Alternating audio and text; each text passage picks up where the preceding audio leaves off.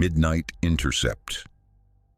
One cargo ship, hidden weapons, 12 minutes that changed everything. January 28, 2026, 23:47 local time. 40 nautical miles off the Yemeni coast, international waters, dark moon phase. The MV Ardent Trader, container ship, flag Panama, route Mumbai to Aden, declared cargo, agricultural equipment, construction materials, textiles. Nothing unusual, just another vessel in the Red Sea shipping corridor. Except maritime intelligence says otherwise.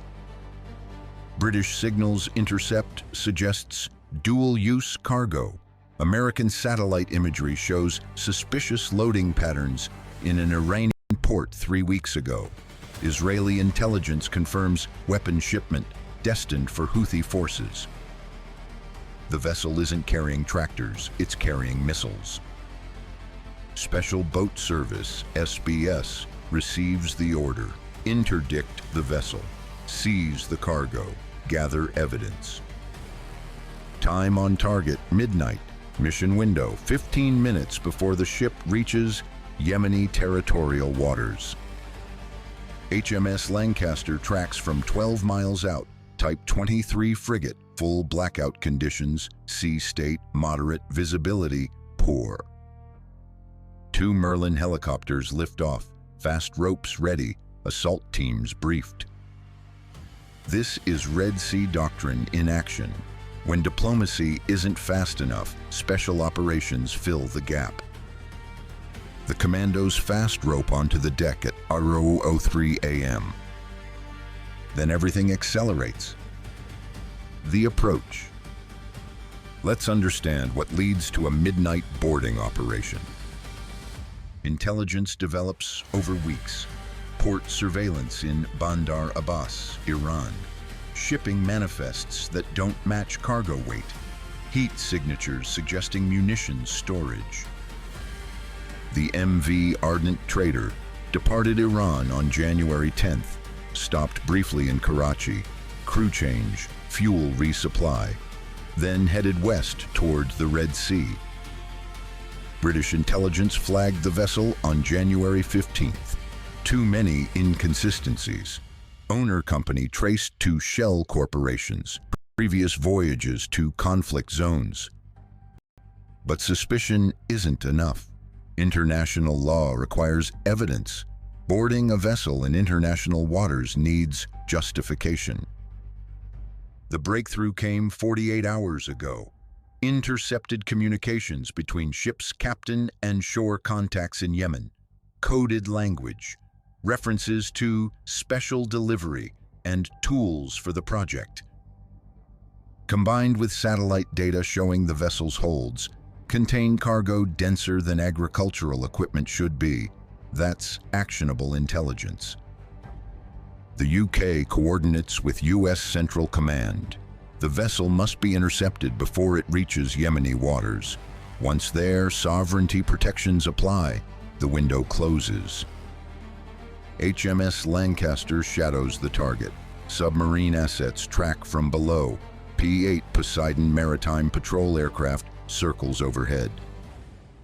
At 22:30, final authorization comes through. The operation is go. SBS teams comprise 16 operators, explosives experts, translators, maritime interdiction specialists. Each has conducted dozens of boarding operations. But every ship is different. Every crew reacts differently, and if the cargo is what intelligence suggests, the stakes are catastrophic.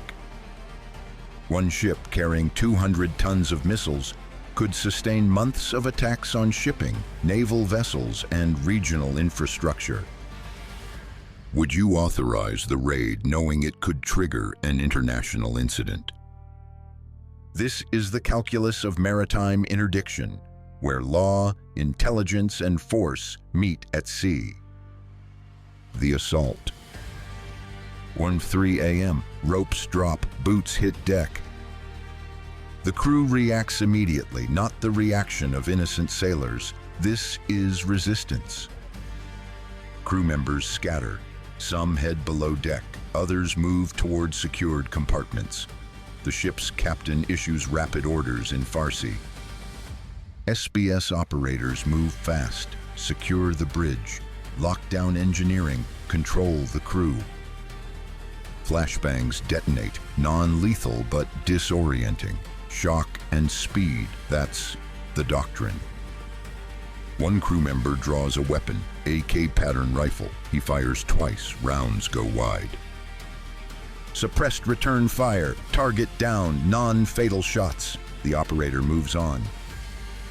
Bridge secured within 4 minutes. Captain and senior officers zip-tied. Communications shut down. But below deck, problems develop. 3 crew members barricade themselves in a forward hold. They're not surrendering, they're protecting something.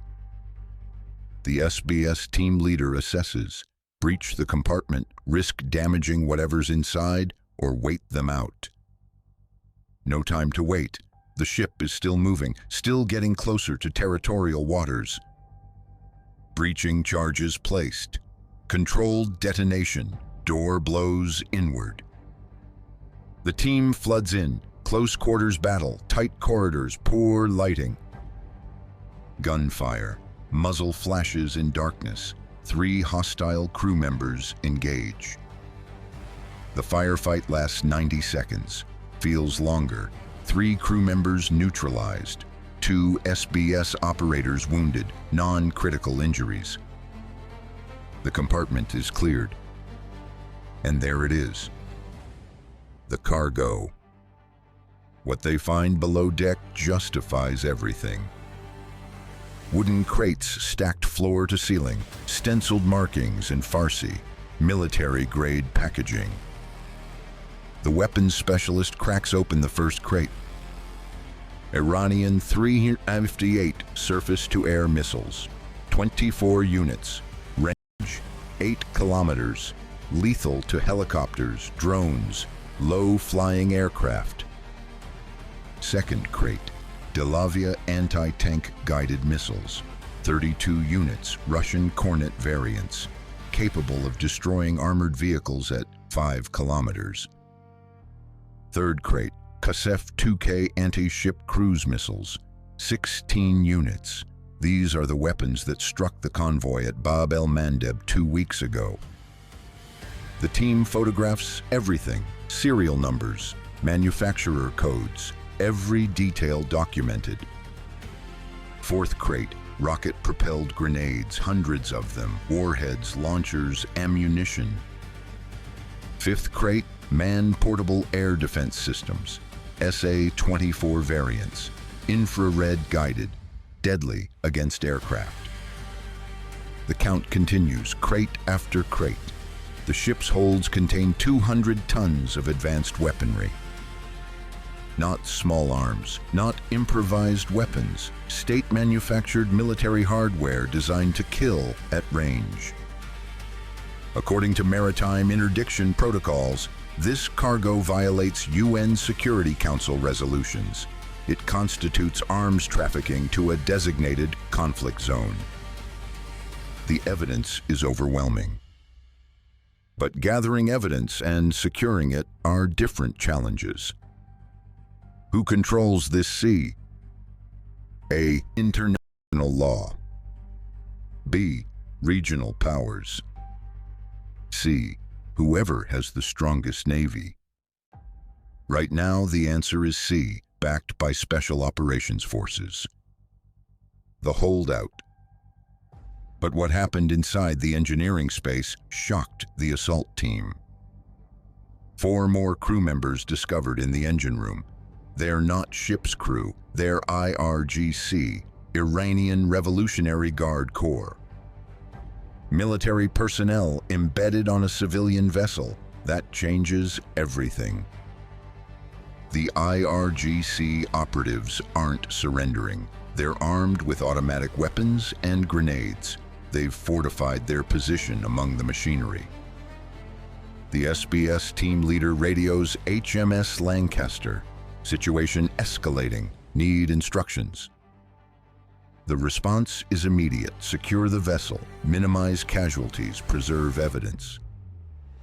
But the IRGC fighters aren't following the script. They're prepared to die defending the cargo. Negotiation attempts fail. The operatives demand the ship be released. They threaten to scuttle the vessel, open sea valves, sink the evidence. The SBS commander makes the call. Controlled assault, flashbangs and tear gas. Overwhelm with speed and precision. The final engagement lasts 3 minutes. Intense, chaotic. 2 IRGC operatives killed, 2 captured. No SBS fatalities. Remarkable given the circumstances. The ship is secured at 15 a.m., 12 minutes from first rope drop to full control. The MV Ardent Trader is now a British-controlled vessel. Destination, Diego Garcia. Every weapon, every document, every crew member, evidence. Is this the start of a wider proxy naval war? Comment Y or N. The strategic fallout. By 02:00 a.m., the diplomatic phones are ringing. Iran condemns the action, calls it piracy, demands immediate release of the vessel and crew, threatens retaliation. The UK responds, the boarding was lawful under international maritime law. The cargo violates UN resolutions. Evidence will be presented. The United States backs the operation. France issues a statement supporting freedom of navigation and arms control enforcement. But Russia and China question the legality. They suggest the action violates sovereignty principles. They call for UN review. The debate will rage for weeks, but the weapons are off the water. That's the immediate win. Regional reactions come fast. Saudi Arabia praises the interdiction. The UAE offers port facilities for inspection of the cargo. Egypt quietly approves. Anything that reduces weapons flow to Yemen helps stability. Yemen's Houthi leadership denies any connection to the shipment. They claim the weapons were commercial cargo unrelated to them. Nobody believes it. Israel releases satellite imagery showing similar shipments over the past 18 months. At least 6 vessels followed the same route. How many got through?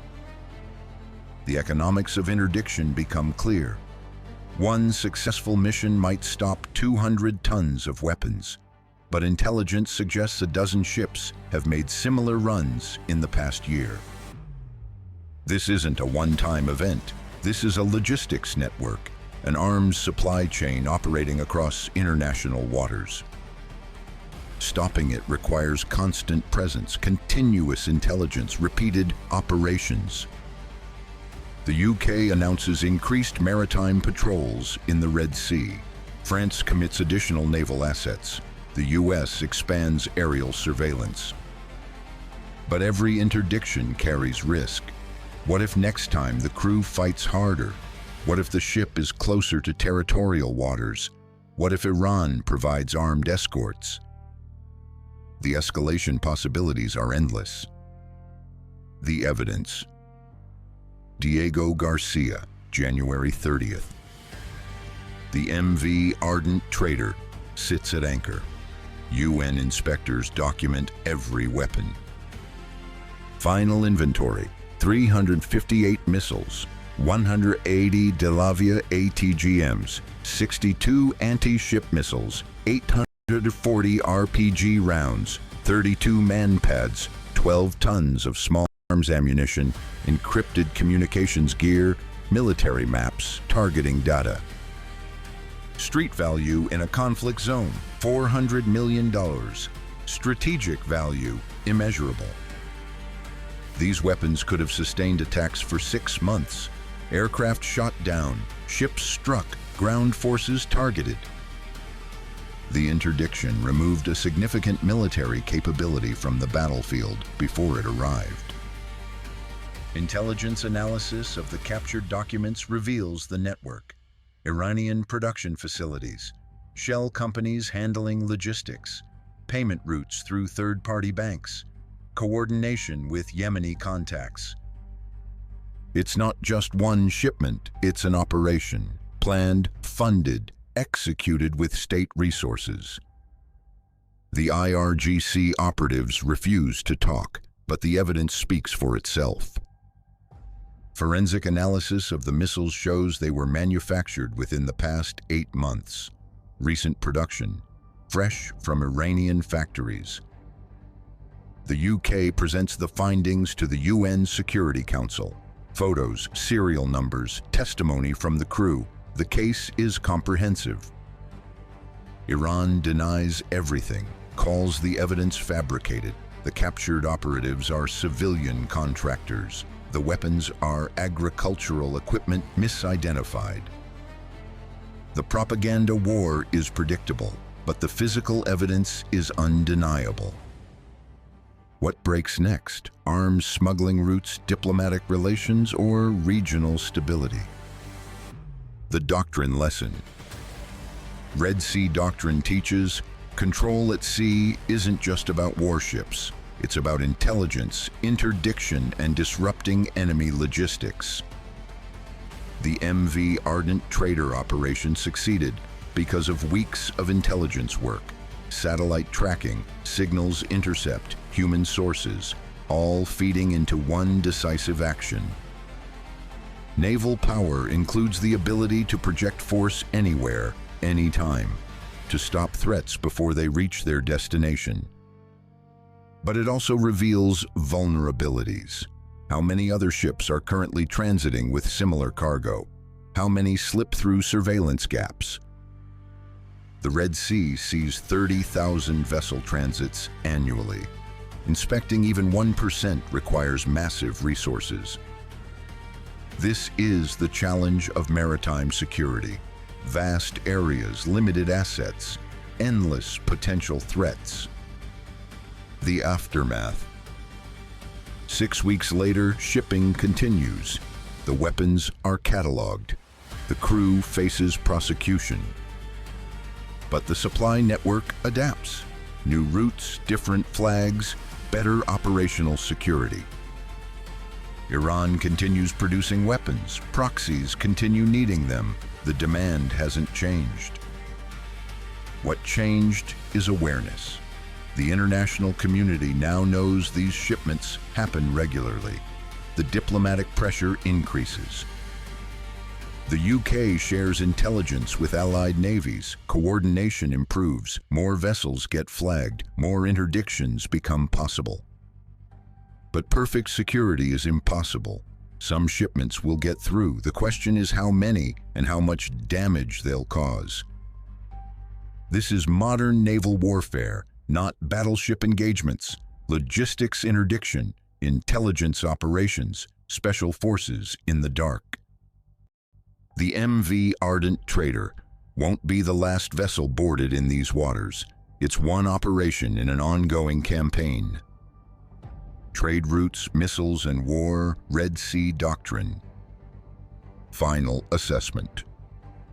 One ship interdicted, 200 tons of weapons seized, regional arms flow disrupted, international incident triggered, diplomatic crisis managed.